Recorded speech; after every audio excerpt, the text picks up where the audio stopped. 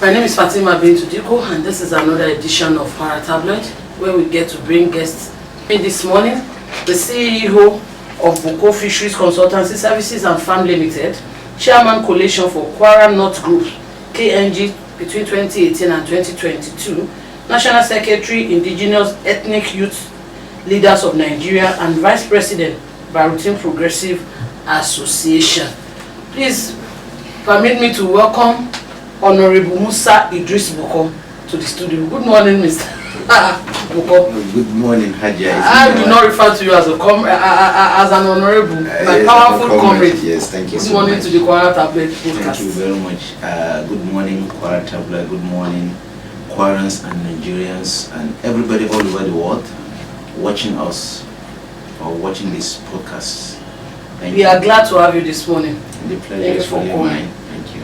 Can you share a bit about your background and what motivated you to go into politics?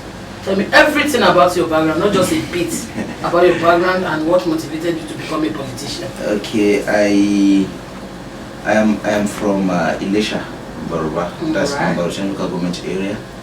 And my mom is from Gure. Your mom is from? Gure. Gure. The same local government area. And I was born right here in Ilorin. Yes, and I had my primary education here in Ilorin. Then I had my secondary school in Government College Kefi in Nasarawa State. Then I had a national diploma in fisheries technology in Buko, that's in Niger State. Then I had my bachelor of fisheries in Usman Danfodio University in Sokoto. Then I had an MBA here in Kwasu Business School. And so basically that is a brief about me. But then as far back as 1997, I have the consciousness and the awareness that politics or institutions of democratic governance vis-a-vis the executive arm of government, the legislature, and even the judiciary, they are the only veritable tools through which we could use or leverage to advance the cause or interest of our people and our community. Because of course you are familiar with Baruchan local government area, and by extension Kwara North Central District of Kwara State. You know that we are the least developed. So behind my going into politics, I see politics as a tool or a leverage through which one could advance his community's interest on the indices of human capital development, and of course also on the indices of infrastructural development. Knowing so well that my area, starting from my community, my local government area, and my central district, are really deprived of all these things I mentioned. So I could tell you that that is the driving force for me in politics. As a means to an end. Thank you so much. Can you also tell me how your entrepreneurial experience has shaping your perspectives on leadership and problem solving? Alright, well, you see, I just mentioned to you that I started my journey in fisheries through the National Diploma in Fisheries Technology. So the school is a practical, you know, maybe 99% practically inclined institution where you are groomed, you know, on skills, both skills and scientific knowledge and technology in fisheries, aquaculture, crafts technology, that is boat building and other things. So all along it groomed me to be self-reliant. And of course, you know, I told you I had my secondary school in faraway Nasarawa State, which is about 1,000 kilometers from here, Ilorin here to there. So my late dad of blessed memory, may Allah grant him a to Firdaus, as you know, he laid a very solid foundation for us, specifically for me as his son, to be able to paddle my own canoe, to be able to survive any situation I find myself. So it's laid a solid foundation for my self-reliance. So because that skill I acquired, you know, really shaped me a lot. It made me to be independent. It made me to be responsible for myself and others. and it also groomed me that in life you are your own first army or determinant of whatever you want to be. You can only do for you before others do for you. Nobody will do for you what you have failed to do for yourself. So it shaped me in taking responsibility, and of course, you know that leadership is all about responsibility and selflessness, you know, and then about the people and influence. Without influence, there is no leadership. So basically, all these things have really shaped me. And one thing I have not mentioned is that even as far back as my secondary school, I have held the general secretary, the president of maybe Muslim Student Society of Nigeria consecutively, then Muslim Corpus Association of Nigeria. I was the coordinator for South. I had 6 states under my control or my coordination. Then I was the national vice president of MCAN at some point. So all these things, starting from 2002, I had a lot of leadership experiences, you know, and of course all those things in aggregate, you know, combined to shape me to be who I am today. And so that is it basically. So it's drives my, you know, entrepreneurial, how do you call it? Because even while I was in Sokoto, while I was in the university, when I have break, I go somewhere where I offer consultancy services. I work in some places, farms, get money, come back to school. So even while my parents are responsible for me, I do not solely rely, you know. So it helps a lot. It contributed in shaping me to be who I am today. Now I remember some months ago, there was a letter on social media that you resigned from PDP. Yes. And having known you were a candidate in 2022 election for House of Assembly representative, House of Reps, House of Representatives, yes, and you lost the election. Yes. Now can you tell me what prompted your decision to leave PDP? And there are rumors that you've joined APC. So what prompted your decision to leave the PDP and join APC, especially after contesting under the PDP banner? All right, thank you very much. You see, truly, I resigned officially from the People's Democratic Party on the 7th. Officially? Yes, on the 7th of June, 2025. That was when I tendered my resignation letter. Yes, I left the PDP. You know, politics is all about interests. It's all about interest. And that is the driving force behind every politics. And if you could remember, when I came to PDP, something, you know, drove that decision, or the decision was based on something.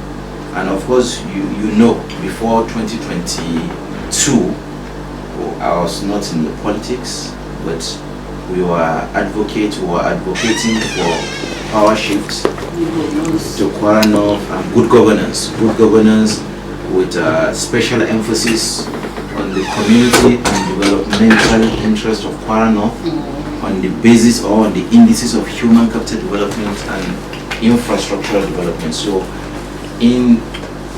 go back to what I said earlier. I said that I see, or I consider politics as a means to an end, and having a very crystal clear understanding that our problem in my local government and even in Kwara North as a whole, there is nothing that will solve the problem except the institutions of government. No matter how wealthy you are, no matter how billions you have, no individual or no collection or assemblage of individuals could, you know, fill the vacuum, the wide bridge of infrastructural and human capital development deficits in that area.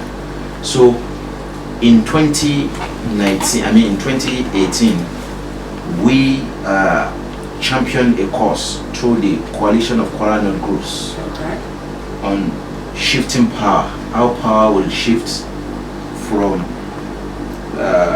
when Governor Fatai left the saddle of leadership, on how the ruling government there, which was the PDP, how the governorship position would come to Kwara North. We championed that course, but we did not succeed, as the PDP eventually ended up, you know, zoning the position to the Kwara Central Senatorial District, and before the ruling party now, the APC followed suit.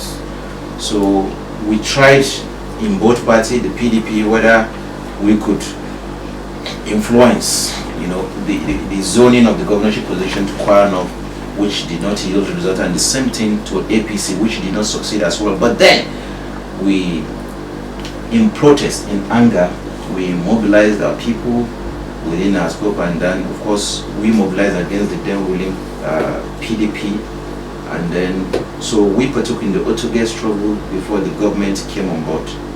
So that was what happened. So in 2019, we believed that when the governor started, and then between 2019 and 2023, some of us still believe that we could give it a try to champion the cause of getting the governorship to Kwara North.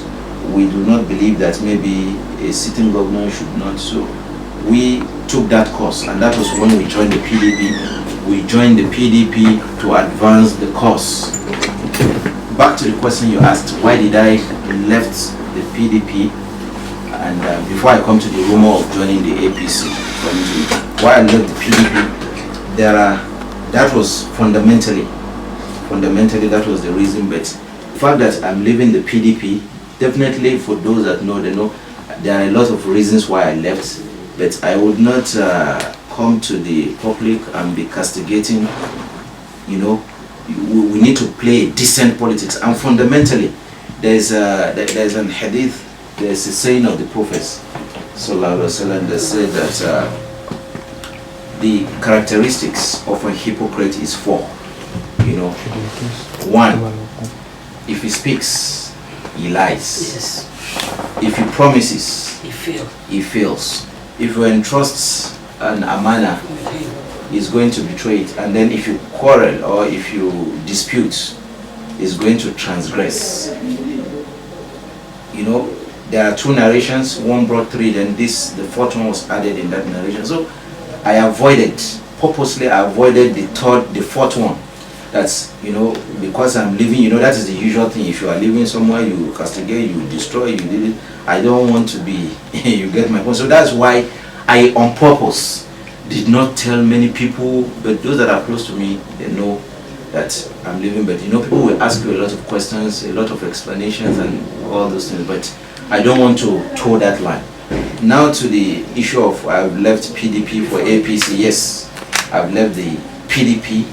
I'm in the APC, not officially, but I'm in the APC already. Not officially? Yes, not officially, but my body, soul, and spirit is in the APC. How do you plan to reconcile your past with the new party affiliation? And what do you bring to the APC from your PDP experience?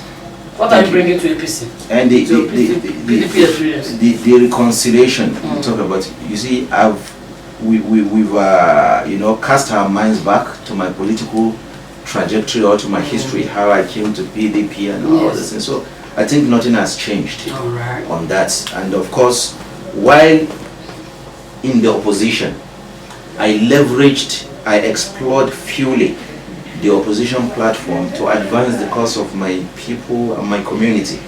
If you go back to everything, our available record, you see, I use the platform. You see, politics, especially in the opposition platform, if you're in the opposition platform, your duty of a responsible opposition is to put the ruling government